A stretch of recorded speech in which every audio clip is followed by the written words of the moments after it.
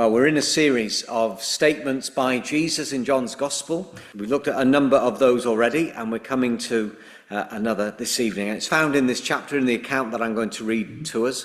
I did wonder about splitting the reading up into a couple of readings, but actually we'll read the whole thing, because it's once you get into the story, you want to go with it. So we'll do that now. Page 1077. It's John chapter 11. I'm going to start reading from verse 1. Now a man named Lazarus was ill. He was from Bethany, the village of Mary and her sister Martha. This Mary, whose brother Lazarus now lay ill, was the same one who poured perfume on the Lord and wiped his feet with her hair. So the sisters sent word to Jesus, "Lord, the one you love is ill." When he heard this, Jesus said, "This illness will not end in death. No, it is for God's glory, so that God's Son may be glorified through it." Now Jesus loved Martha and her sister and Lazarus.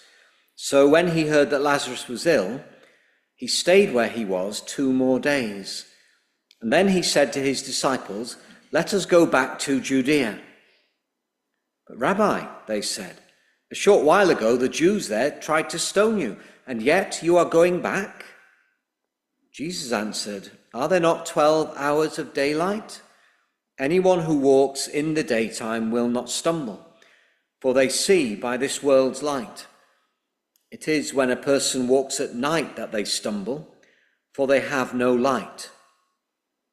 After he'd said this, he went on to tell them, "Our friend Lazarus has fallen asleep, but I am going there to wake him up." His disciples replied, "Lord, if he sleeps, he will get better." Jesus had been speaking of his death, but his disciples thought he meant natural sleep. So then he told them plainly, "Lazarus is dead, and for your sake I am glad I was not there, so that you may believe. But let us go to him." Then Thomas, also known as Didymus, said to the rest of the disciples, "Let us also go, that we may die with him." On his arrival, Jesus found that Lazarus had already been in the tomb for 4 days. Now Bethany was less than 2 miles from Jerusalem, and many Jews had come to Martha and Mary to comfort them in the loss of their brother. When Martha heard that Jesus was coming, she went out to meet him, but Mary stayed at home. "Lord," Martha said to Jesus, "if you had been here, my brother would not have died. But I know that even now God will give you whatever you ask." Jesus said to her, "Your brother will rise again." Martha answered, "I know he will rise again in the resurrection at the last day." Jesus said to her, "I am the resurrection and the life. The one who believes in me will live even though they die, and whoever lives by believing in me will never die. Do you believe this?" "Yes, Lord," she replied. "I believe that you are the Messiah, the Son of God, who is to come into the world." After she'd said this, she went back and called her sister Mary aside. "The teacher is here," she said, "and is asking for you." When Mary heard this, she got up quickly and went to him.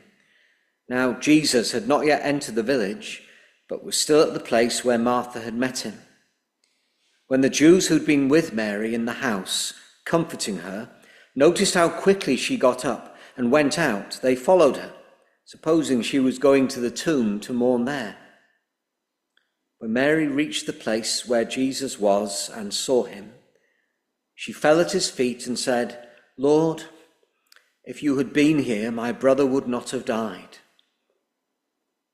When Jesus saw her weeping, and the Jews who had come along with her also weeping, he was deeply moved in spirit and troubled. "Where have you laid him?" he asked. "Come and see, Lord," they replied. Jesus wept. Then some of the Jews said, "See how he loved him?" But some of them said, "Could not he who opened the eyes of the blind man have kept this man from dying? Jesus, once more deeply moved, came to the tomb. It was a cave with a stone laid across the entrance. "Take away the stone," he said. "But Lord," said Martha, the sister of the dead man, "by this time there is a bad odor, for he's been there 4 days." And Jesus said, "Did I not tell you that if you believe, you will see the glory of God?" So they took away the stone. Then Jesus looked up and said, "Father, I thank you that you have heard me. I knew that you always hear me, but I said this for the benefit of the people standing here, that they may believe that you sent me." When he had said this, Jesus called in a loud voice, "Lazarus, come out." The dead man came out, his hands and feet wrapped with strips of linen and a cloth round his face. Jesus said to them, "Take off the grave clothes and let him go." We won't be picking up all the details clearly this evening.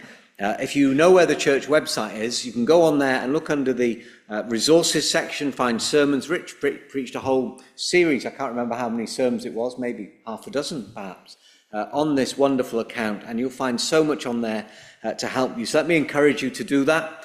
You could download them, listen to them on the way to work, or other times at home. They would be really helpful. We're just going to focus in a particular way at this great statement of Jesus this evening within the context in which it's set. Back in chapter 10, there are 2 of those statements that the Lord Jesus makes. "I am the gate for the sheep, and I am the good shepherd who lays down his life for his sheep." 2 metaphors he's using to help us so much, as we've seen over the past couple of Sunday evenings.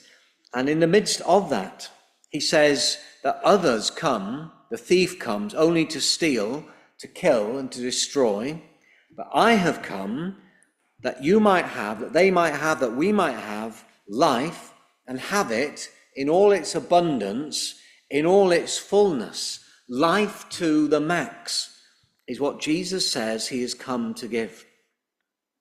So how bitterly ironic is the very next chapter. He's come to give life in all its fullness, and yet death robs people of life. Death takes away from Jesus his very good friend Lazarus, plunges Martha and Mary, Lazarus' sisters, into the most abject grief and sorrow. What good is the very best of life, the fullest of lives lived in this world, life to the max, if at the end of it all, death remains a thief and a robber, a destroyer of relationships, a wiper away of memory and meaning, and a power that plunges us into chaos and seemingly endless darkness? Because that is what death does, isn't it? Maybe you've known that. Maybe you knew it when you were very young. Maybe you experienced death, the death of a loved one, someone close to you when you were very young. And you struggled to make sense of it, struggled to understand it. And those who are adults in your circle tried to help you with it perhaps, but you didn't really know why they were saying what they were saying. It didn't really help.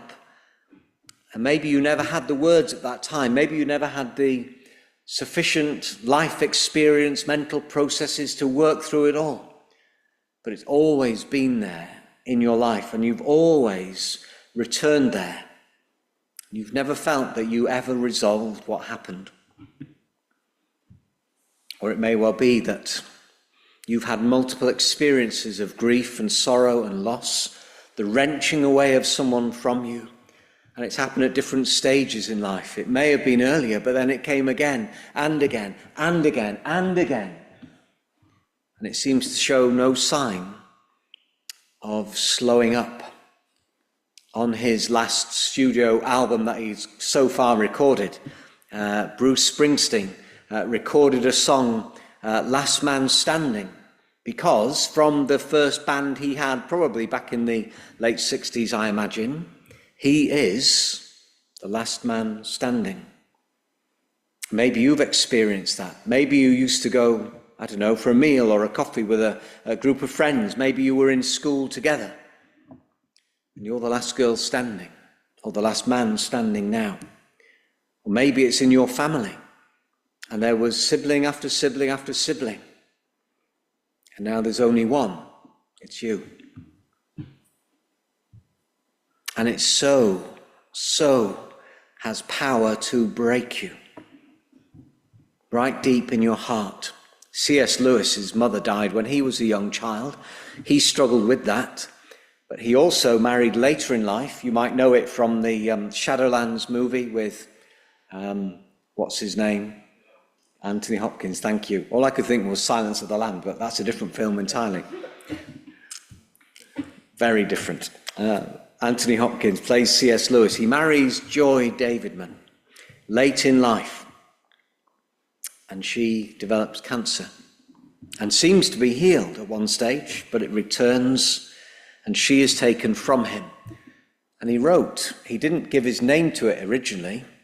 He gave a different name, didn't want it published under his name, and I don't think it was initially, but people understand now that the book, whose name is A Grief Observed, is by C.S. Lewis.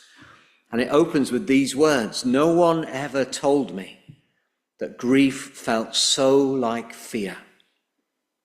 I am not afraid, but the sensation is like being afraid. The same fluttering in the stomach, the same restlessness, the yawning. I keep on swallowing. At other times it feels like being mildly drunk or concussed. There is a sort of invisible blanket between the world and me. I find it hard to take in what anyone says, or perhaps hard to want to take it in. It is so uninteresting. Yet I want the others to be about me. I dread the moments when the house is empty. If only they would talk to one another and not to me." Through the different chapters of the book, it's only very short, he explores his experience of grief, how it begins at that point and how it works through. He's not saying there are different stages you must go through. Some people say that to us, and then for those who've listened to them, they think, oh, hang on, I can't be feeling like that yet because I haven't done enough of this bit yet. And that's not so helpful. But he's working it through. He's making his observations. But you might know about C.S. Lewis that he was someone who had had a time in life when he was an atheist. And then he became a Christian, the most reluctant convert in all of England. And his experience of grief, losing his wife, was as a Christian. And just a page or two after those opening words about his grief, he goes on to say this: "Meanwhile, where is God?" This is one of the most disquieting symptoms. When you're happy, so happy that you have no sense of needing him, so happy that you're tempted to feel his claims upon you as an interruption, if you remember yourself and turn to him with gratitude and praise, you will be, or so it feels, welcomed with open arms. But go to him when your need is desperate, when all other help is vain. And what do you find? A door slammed in your face, and sound of bolting and double bolting on the inside. After that, silence. You may as well turn away. The longer you wait, the more emphatic the silence will become. There are no lights in the windows. It might be an empty house. Was it ever inhabited? It seemed so once, and that seeming was as strong as this. What can this mean? Why is he so present a commander in our time of prosperity, and so very absent a help in time of trouble? He was a Christian. And in the midst of his grief, he writes down the questions, the fears, the anxieties, the agony of it that is so troubling him about God. And in some ways, you can say that actually is one of the privileges and almost one of the marks of someone who is a sincere Christian, that they know it is safe with God to say such things to him. He learnt those kinds of questions from the Psalms. You find them there in the Psalms, people very angry at times, it seems, with God. And the one true and living God is actually big enough, strong enough, assured enough within himself to handle those questions and not to rage at the one who is asking them. He's not threatened by the depths of our agonies that get expressed in those kinds of words. Well, this encounter that Jesus has here in John 11 helps us so much with the questions that might trouble us in the midst of our griefs and sorrows. And you might say, I don't have the advantage of C.S. Lewis. I'm still in my atheistic phase. I don't know if I'll ever get out of it. Or I'm still an agnostic. I'm just not so sure. And you said it's part of the privilege of being a Christian. Well, I ain't one. And so I've got loads of questions, but who do I direct them to? That is an interesting one, actually, isn't it? Many of those who would say, I'm an atheist, and maybe if you're here this evening or online this evening or later, and you're saying that's where I'm at as well. It's true that many who are atheists will say, I am so angry with God when life just goes pear-shaped. And it's a contradiction, but we can perhaps understand it. You're angry with the God that isn't there, you mean, the God you don't believe in. There's something going on in your heart, isn't there? There's some kind of testimony deep within you that the position you're taking of unbelief is actually not true to reality. Else, why be angry at a being who doesn't exist? So if you're in that kind of position, I want to say that this chapter actually is not just a help for those who are Christians. It can be a tremendous help for you this evening. Just want to pick up a few things about Jesus in this account that can be so helpful to us. And I think, first of all, one of the most striking aspects of this account is how much Jesus himself is affected by the death of Lazarus. And you see it with Jesus at various times in various places, that he's not a dispenser of good things in some kind of like a spiritual pharmacist. You know, you go into, I don't know, Lloyd's, whatever it might be, there are other pharmacists, I'm sure. You go there, you go up to the counter, you give them your prescription, or you might know what you want, and you just ask them, have you got any such and such? And what you're hoping is that they will say, yes, we have, or they'll say, we'll only just be a few minutes. And they give you what you need, you're very thankful for it, but they're very professional. You know, if you say to them, I need some stuff for the pain, well, they would be sympathetic. But generally speaking, they won't come from round the other side and just embrace you. They won't say, I'm going to pray for you right now. They won't do what Jesus did. They won't do what Jesus did in this passage here, not because there's something lacking in them, but because there is something so much more in him. He is so affected in all kinds of ways by the death of Lazarus.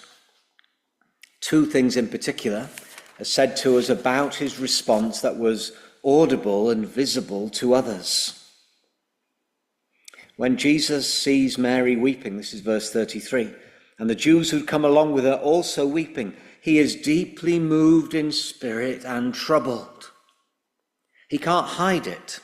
It's not that John, the gospel writer, has got a special insight into it that to others as they look, Jesus was just like James Bond. You know, he wasn't troubled by it. Very calm exterior, albeit inside, John knows, deeply moved and troubled. No, the people knew it. The people could see it. He's not hiding this and he's not manufacturing this. He's deeply moved in himself. And when he says, where have you laid him? And they say, come and see, he then weeps. And these are not crocodile tears. He's not there as a showman, as a professional, who actors are able to do it, aren't they? They say, how is it that you were able to cry so well in that scene? That the script demanded that you cried, and he or she might say to us, well, there was this awful time in life when we lost our dog, lost the cat, lost my cousin, whatever it might be. And I just think back to that dreadful time, and it always brings me to tears. And that's how I do it. That's not what it is with Jesus. This is not an actor. This is God. This is God come in the flesh, inhabiting human existence, being so deeply touched by all the brokenness, all the sorrows, by the fact that his loved friend Lazarus is in the tomb, by the brokenness that he's experienced in Lazarus' sisters Martha and Mary. They were such good friends to the Lord Jesus. Special friendship. And it's been so disrupted.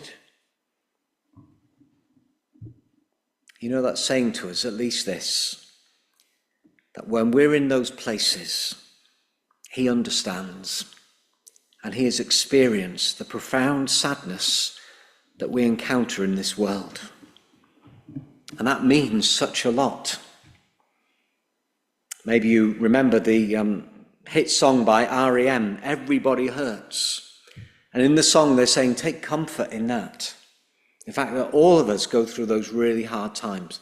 And you're not alone in experiencing that. You mustn't think there's something unique about me. We all have those times, whatever it might be. It might be a grief and a loss.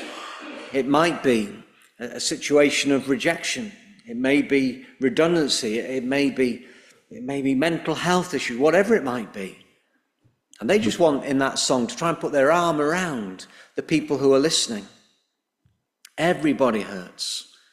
Take comfort in that. We all experience the same thing. It's not that there's something different about you. It's not that there's something wrong with you that you're going through this time. This is common human experience, and they're not downplaying it. They're not saying, pull yourself together, you shouldn't be feeling like that. What they're trying to say is, trying to express that sense of solidarity. We've been there, we feel that. We feel with you there are others as well. And you've helped others in their troubles, and now you've got your troubles, and you need to recall that and remember that. There should be a sense of empathy between us that gives some consolation. And this with Jesus, well, it's in a sense like that, but it goes even deeper. Because he doesn't need us to tell him how we're feeling. We can keep people a little bit at bay. We might do that in all sorts of ways in our lives. And those who know us best might say, you tried to keep me at bay. I don't know why you didn't feel able to be more open. I respect that, but I could see that you were struggling. We all knew that you were in pain. But maybe people can't get to the very depths. But Jesus can, and Jesus does. The things you cannot say to others, the things you can't even begin to describe to yourself. I'm a mystery to myself, you might say. I don't get it, I don't understand it. I can't parse it all out. I can't lay it all down accurately, beginning to end. No, maybe you can't. We're strange, aren't we, people? The Doors were right when they said it. People are strange, not just Yorkshire men and women. But Jesus gets us fully and completely. And he stands with us, unseen, but stands with us in our grief. Stands with us not as someone who is mystified by it, but someone who understands it. Not because he's got really sharp powers of observation, but because he has experienced it from the inside out himself. We might find we have our own ideas of God, if there is even one, we might say.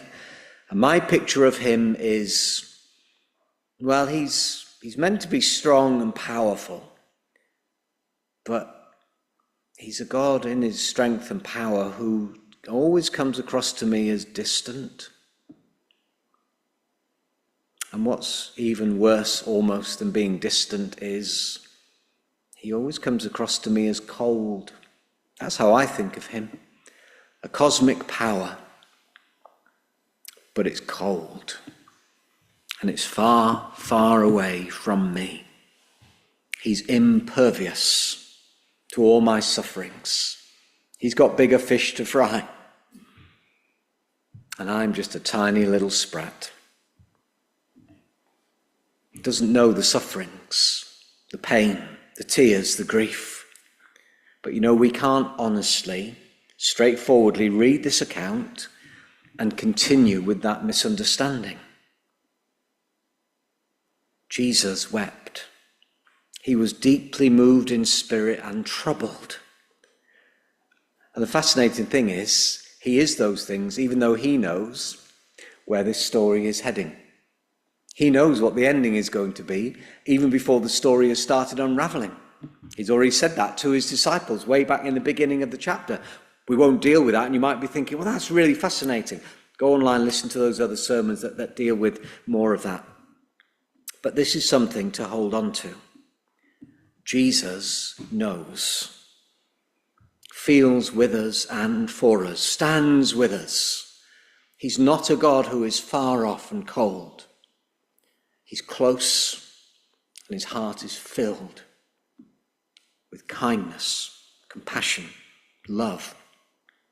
But this story, the way it unfolds, however surprising it might be to us that actually God can be close to us, unexpected that, however much that helps us, it doesn't really go far enough, because we're needing ultimate answers to the whole problem that assails us.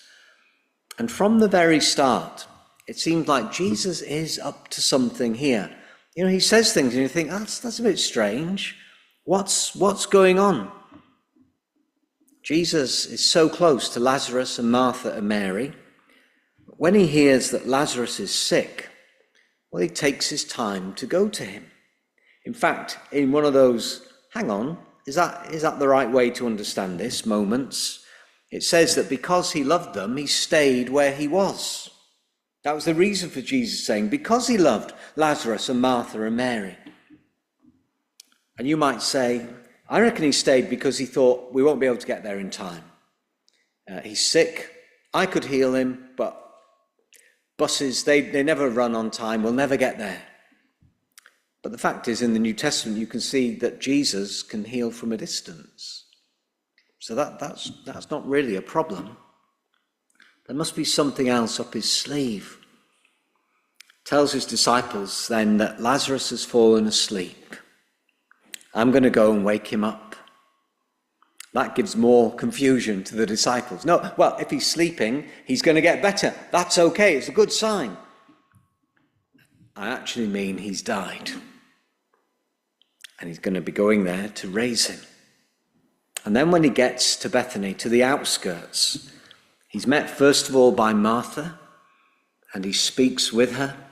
And she says what she says. It's a tremendous statement. He replies with his statement, which is even more tremendous, the heart of what we're thinking about this evening. And then Mary meets him, because Martha has gone back. Mary has stayed in the home. She goes back and says, the teacher's asking for you. And she goes and speaks to him. And they're so similar, and yet there's a difference between these sisters. Martha, when she meets Jesus, she says, Lord, if you'd been here, my brother would not have died. But even now I know that God will give you whatever you ask of him. She's saying, I know this story isn't finished yet, is it? I know you're here now. And God will give you whatever you ask. She's not saying, I know what you're going to ask and I know what's going to happen, so everything's okay. But if you'd been here, my brother wouldn't have died. But all is not lost. Mary comes because the teacher is asking for her. And she says the same as Martha, but only halfway. Lord, if you'd been here, my brother wouldn't have died. Two sisters, very alike. If you'd been here, my brother wouldn't have died, and yet also different. Because that's grief, isn't it? There is no formula. Even for identical twins. I've never met identical twins to ask them this question, but I'm going to suggest it probably is the case, that they don't grieve identically either.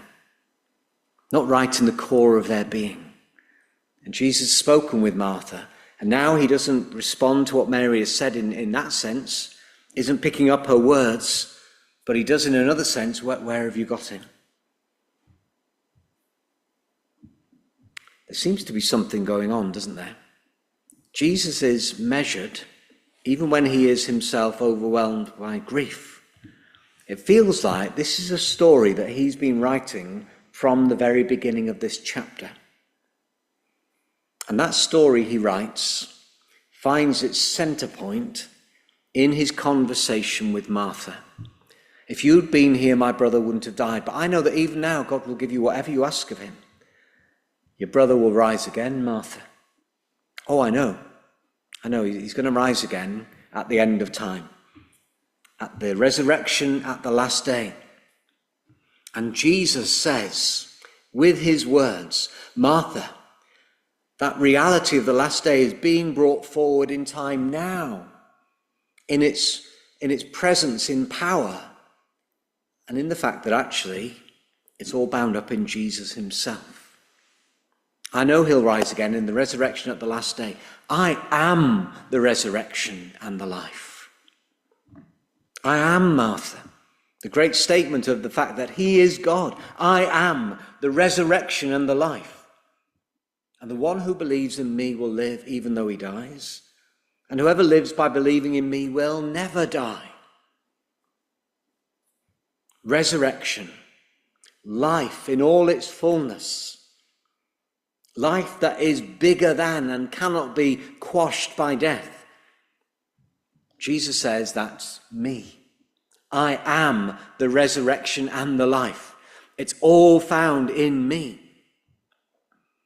In context here, that kind of claim would be preposterous if he didn't actually go on to raise Lazarus from the tomb.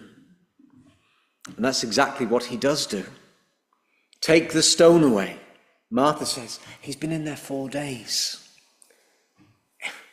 There's going to be a terrible smell by now. She's not thinking, not expecting that that's what he's going to do, is raise Lazarus. But didn't I tell you that if you believe, you'll see the glory of God? So they remove the stone. He prays, thanks God that he's been heard. Not for God's sake or his sake, but for the sake of the people. And then he calls him in a loud voice, Lazarus, come out. And the dead man comes out. You can imagine him walking, a bit like a mummy probably on an episode of Scooby-Doo, where they'd have a mummy, someone mummified, coming out from where there's strips all around him. And Jesus says, it's a wonderful statement, take the grave clothes off him. Let him go. Take the grave clothes off because he's not dead. Those are so inappropriate.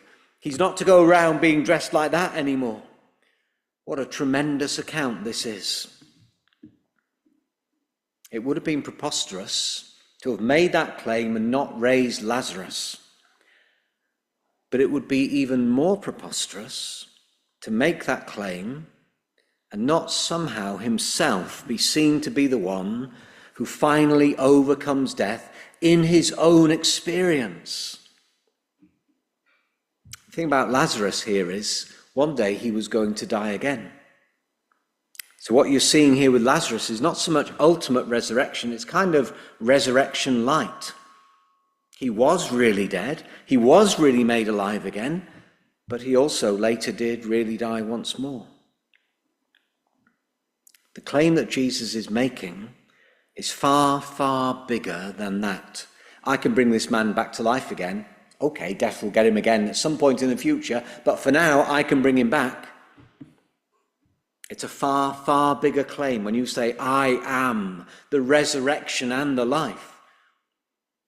And it would be ruled completely out of court to make that claim if his own tomb wasn't empty on the third day like he said it would be, but it was. Eyewitnesses discovered that to be so. They encountered him as the one who had been raised. And Jesus rose never to die again. He didn't have resurrection light. He had it full fat, so to speak. Which means there is the birth of genuine hope. Real victory over the worst enemy any of us ever have or will ever face. The hope that's being set before Martha is being set before us as well. And I want us to close with that. I've gone over time, I do apologise. We'll come back to that statement to Martha in just a moment, but before that, I just want to very quickly talk about the fact that we've rather bypassed a question which we might never stop to think about, and it's this. But why is there death in the world in the first place? Why do we die? What is at the root of that problem? We can answer it scientifically, of course, in terms of the aging process and so on and so forth, but why is that there? Where has all that come from? And those questions take us right back to the earliest part of the Bible, to the first human couple, Adam and Eve. And Adam is told that if they were to disobey God, that if they should prioritize their own wisdom, their own desires, that they would actually decline from life into the horror that is death, a separation from life and its power and its goodness and its love and its light and the presence of God himself. If you choose that way, Adam, if you choose to turn around and enthrone your own thoughts, your own wisdom, the day that you do that, you will die. Death will come into you like a flood.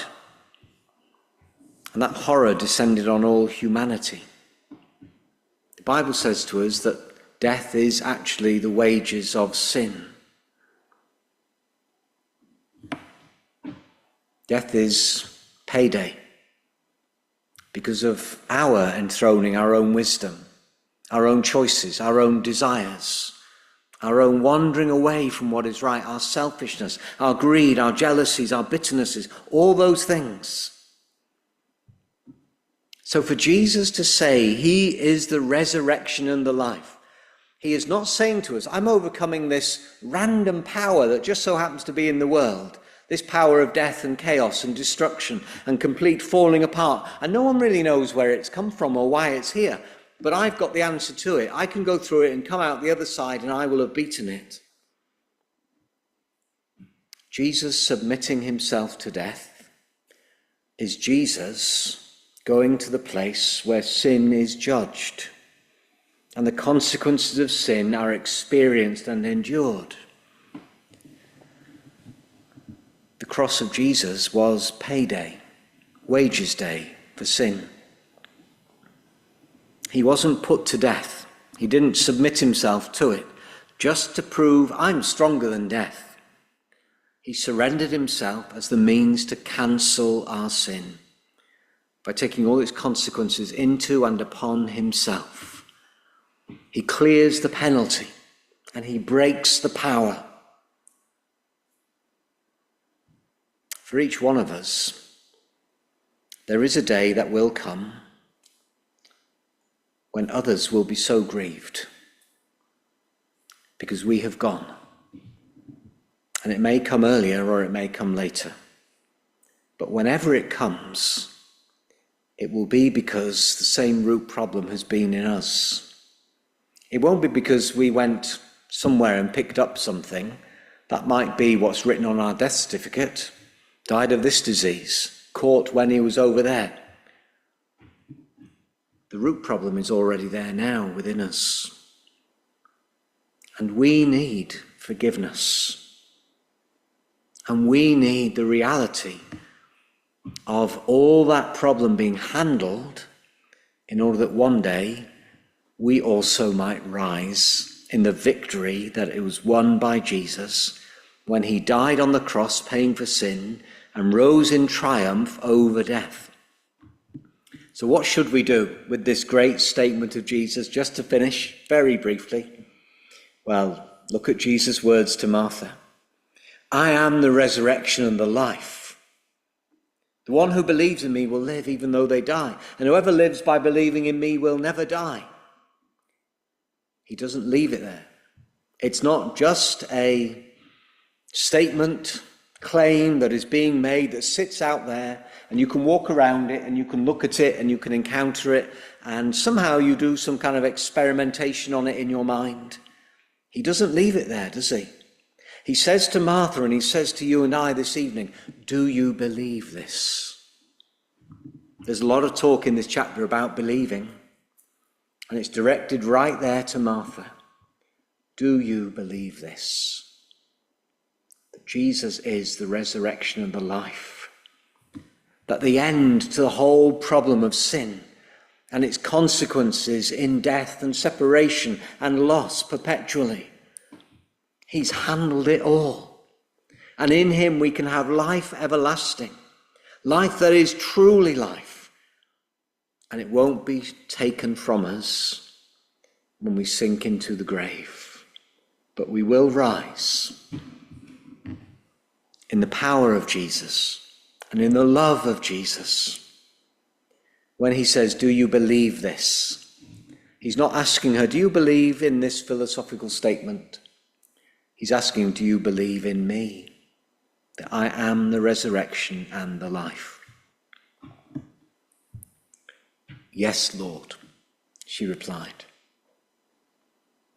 What about you? What would your reply be?